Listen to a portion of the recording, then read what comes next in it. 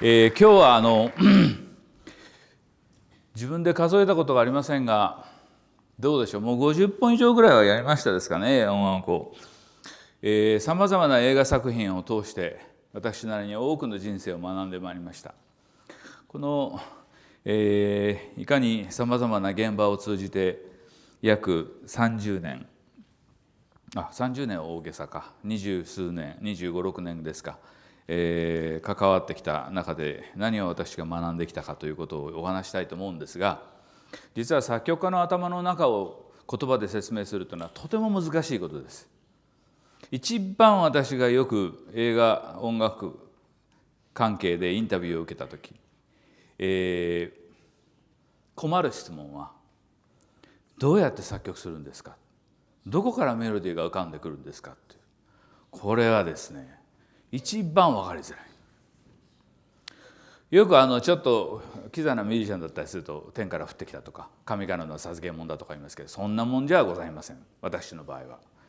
は直接的に申し上げれば締め切りが才能を呼ぶ。とにかく例えば私今現在抱えている映画作品のレコーディングも11月の15日からスタートします。およそですけど3週間で35、6曲ぐらいのスコアを書かなきゃいけないです。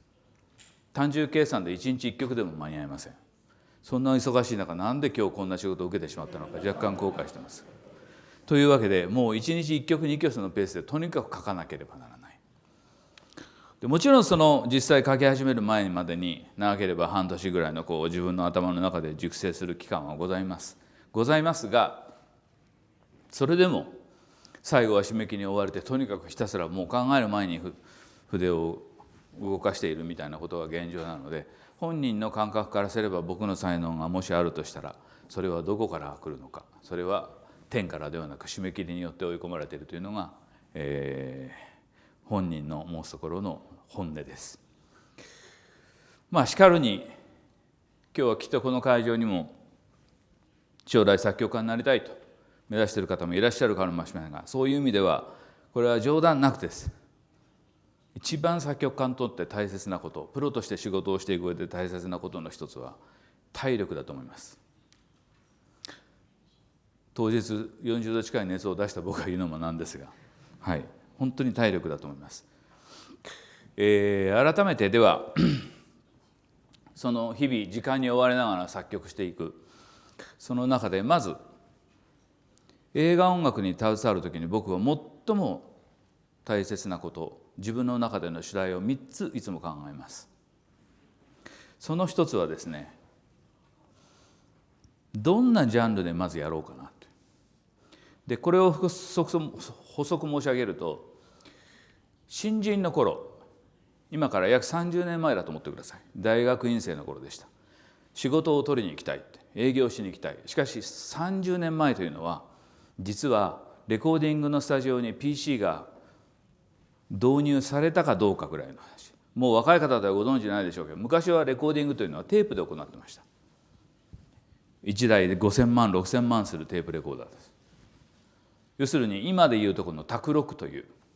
Mac を買って家でなんとなくピッピッピッってこういうデモテープの制作なんていうのはできなかった時代です。そうすると作曲家がある仕事を求めていくときに聴かせる音源がないわけですね。これが僕の作品でした。それをやろうと思ってもオーケストラの作品だったらオーケストラでレコーディングしなければならない。とてもそんな機会はないですね。でそういう中で本当に宿泊しながら自分自身を売り込みながら幸運にもさまざまなご縁をいただいて、私的には比較的20代半ばから大学院を卒業した年からすぐにさまざまな仕事を得ることができました。ですからそういう意味では今の私よりも一回りちょっと若い世代40ぐらいの作曲家の方々はもう卓録ができる時代でしたから、自分の作品をなんとなくこんな感じでイメージして皆さん今作ったりしてインターネットでアップしたりしてますね。そういうふうなアプローチの仕方ができる世代でしたけど、私どもはそういう意味では最後にそれができない、一言で言えば人間性で仕事を取るしかない時代の作曲家でした。その時に新人作曲家ですから誰でもいろいろな仕事をしたいと思う。どんな音楽でもやりたいと思う。だけど自分を織り込む時に僕何でもできますっていう売り込み方ってものすごく説得力ないですよね。本当だったらば僕はジャズだったら負けないんだとか、クラシックだったら負けないんだとか、とにかくハウスに関してはもう僕は精通してるんだとかって言いたいんです。言いたいんだけども、それを言うとその仕事しか来なくなるわけです。でも言うまでもなく、僕がやりたい音楽は映像音楽です。サウンドトラックというのは申し上げるまでもなく、厳密に言えば音楽のジャンルではありませんね。サウンドトラックの中にジャズもある、クラシックもある、ハウスもある、下手したら演歌もある。そういうさまざまな音楽を手がけたいのに、何でもできますと言っても仕事が来ないだろうと。ではどうやって自分のことをまず売り込むか、自分がどんな作曲家だということを言葉で伝えなきゃいけないのかというと、私はたった一つだけのキーワードを常に新しく出会うプロデューサーやディレクターの方々に伝えました。それはその脚本ならではの音楽を手がけたいと思っている。あえて言うと、岩城太郎というスタイルの音楽はジャンルではなくて、その脚本から導かれる音楽、それを追求するのが僕の制作基本姿勢なんです。さらに言い換えるならば、その脚本の中でしか存在できない音楽を探したい、それが僕のスタイルなんですというふうな形でまず自分を売り込み始めました。そういった意味でも、まず最初にどの映画音楽に関わる上でも、どの辺のジャンル、どの辺のアプローチから入ろうかなということを大事に考えます。そして2つ目、映画音楽の場合は基本2時間なら2時間の中でどこにどう音楽を入れるかということをプランニングしなければいけません。監督によって若干スタイルは違いますが、ほとんどの場合が作曲家から編集終わりの VTR をいただき、まだそこには音楽は何も入っていません。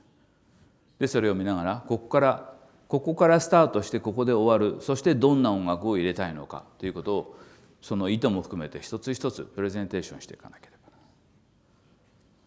そういう意味で言い方を変えると、どこからどこまでは音楽を入れたくないということも言わなきゃいけない。でこの音楽を入れたくないということが実はとても大切なことです。すなわち音楽を入れることで、かえってその映像の効果が損なわれる場合も多々ある。いずれにしましても、どこからどこまでどんな音楽を入れるのか、このタイミングと質が2つ目です。そして3番目、これが最も重要だと思っています。それは脚本から導かれたその作品でしか存在し得ない音楽を探したいといったその僕のその信念に基づくものですが、この映画作品一つで音楽は何を担うべきなのかということです。どの映画にも音楽を入れる上、やっぱりその理由が必要だと思っています。それはひとえにその作品の映画監督がこの映画で何を表現したいのか、当然主題があります。そのテーマを表現するための音楽は何なのか、そしてそのために音楽は何を担うべきなのか。例えば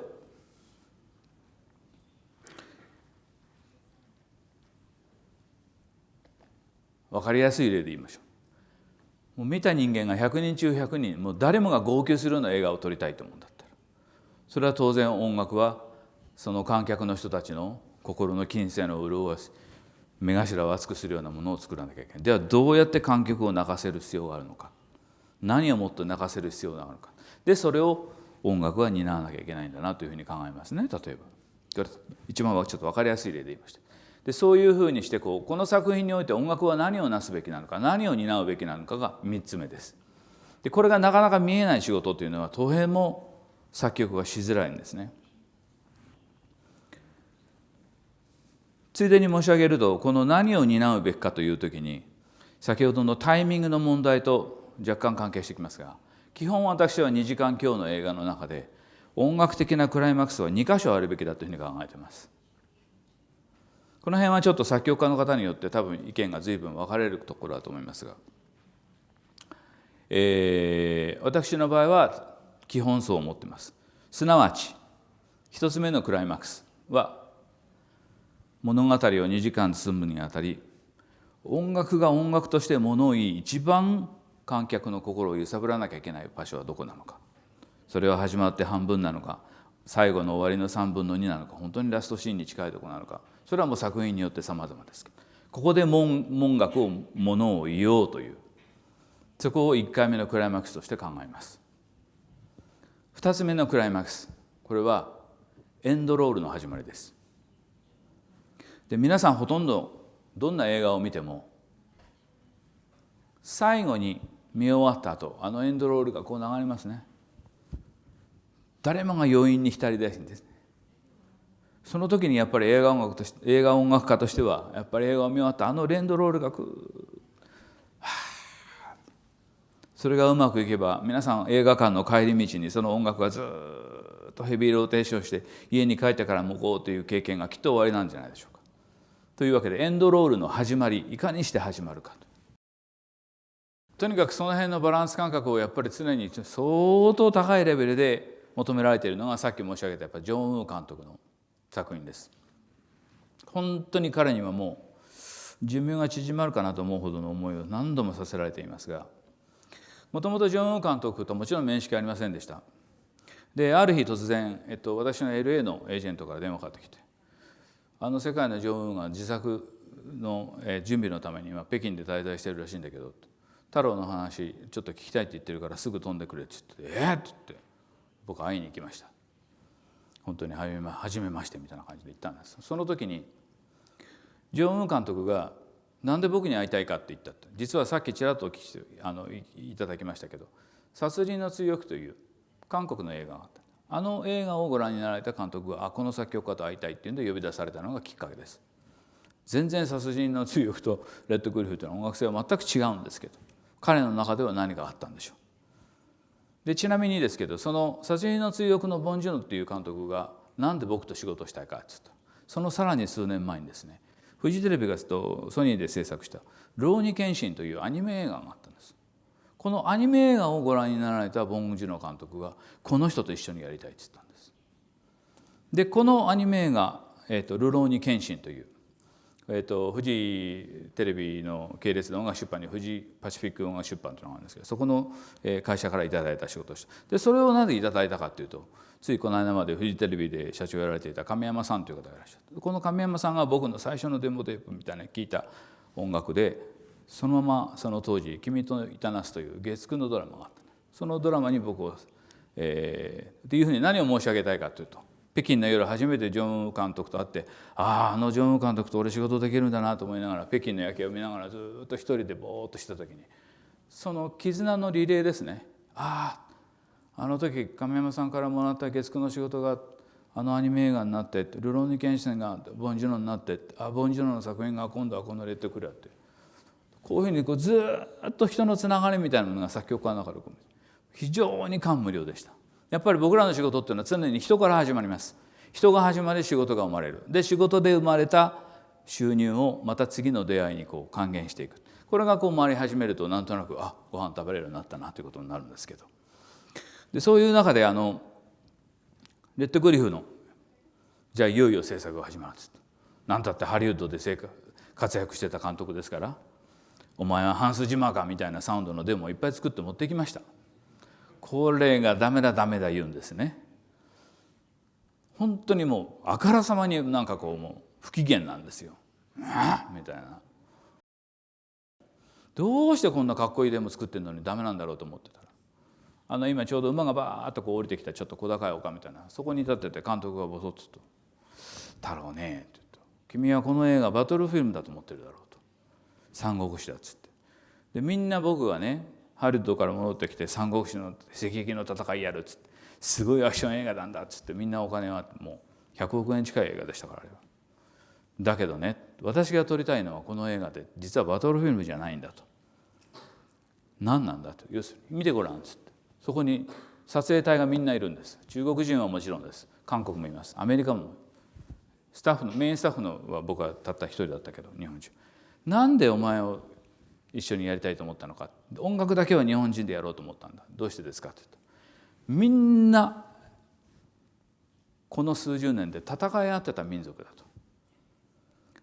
ほんの数十年まで殺し合ってた民族たちが一つの志をもとに今一つの作品を作ろうと。これが私のやりたいことなんだっていうんですね。戦争に勝者はいないんだと。でもそんな反戦映画を作りたいと僕が言ったところでお金が集まらない。だから私はアクション映画で赤壁の戦いをやるって言って世界中からお金を集めた。でも僕が本当にやりたいことはそうなんだ。だからそんなもうバトルがかっこいいんだなんていう音楽はメインテーマとして必要ないんだって言うんですよ。って言ってレクイエムだと思って書きなさいって。僕はそしたらこんな曲を書きました。レクイエムですかって。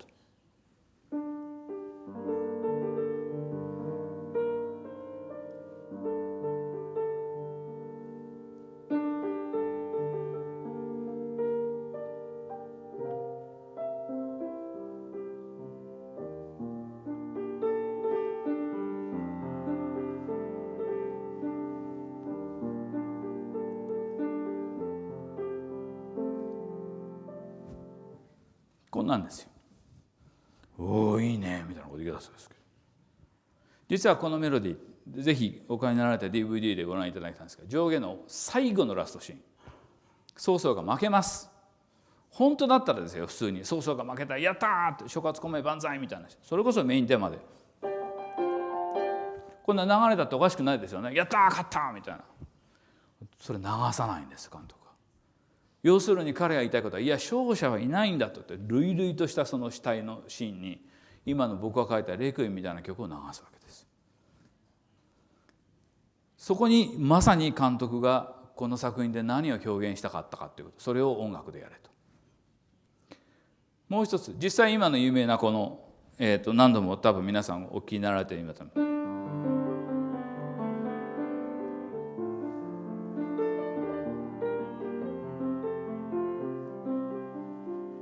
このメロディーです。ジャンジャンジャンジャンジャンジャンと中華料理の特徴だとすぐ流れるでしょ。でこれもですね、監督曰く東洋と西洋が接点したところでやった。要するに西洋の技術と東洋の感性で作ったイスタンブールですかって何言ってんだとかで言われましたけど、そういう東洋と西洋の感性の